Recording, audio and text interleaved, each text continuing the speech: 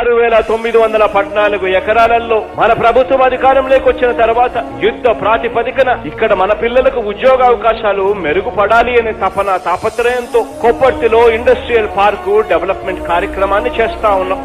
ఈ Kopparthi industrial development park కన్నా పూర్తవుతే దీంట్లో ఎలక్ట్రానిక్ మ్యానుఫ్యాక్చరింగ్ క్లస్టర్ పెడతా ఉన్నాం. 550 ఎకరాలలో జగనన్న మెగా ఇండస్ట్రియల్ హబ్ కింద మరో 3,155 ఎకరాలలో ఇండస్ట్రియల్ పార్కును డెవలప్ చేస్తా ఉన్నాం. అక్షరాల ఈ పార్కులో ప్రతి పరిశ్రమ కూడా పూర్తవుతే అక్షరాల ఎలక్ట్రానిక్ మ్యానుఫ్యాక్చరింగ్ క్లస్టర్ లో మాత్రమే 1,00,000 ఉద్యోగాలు వచ్చే కార్యక్రమం జరుగుతుంది. ఇండస్ట్రియల్ పార్క్ కూడా పూర్తవుతే అక్షరాల ఈ కొప్పర్తిలోనే కనీసం అంటే 2 లక్షల ఉద్యోగాలు వచ్చే పరిస్థితి కేవలం ఈ కొప్పర్తిలోనే జరుగుతుంది. ఈ Kopparthi industrial park electronic cluster కి సంబంధించి ఇప్పటికే పనులన్నీ కూడా వేగంగా జరుగుతా ఉన్నాయి. ఇప్పటికే డిక్షన్ ఇంకా మొదలైన కంపెనీలన్నీ కూడా ఇప్పుడే కట్టడాలు కూడా కన్స్ట్రక్షన్ కూడా స్టార్ట్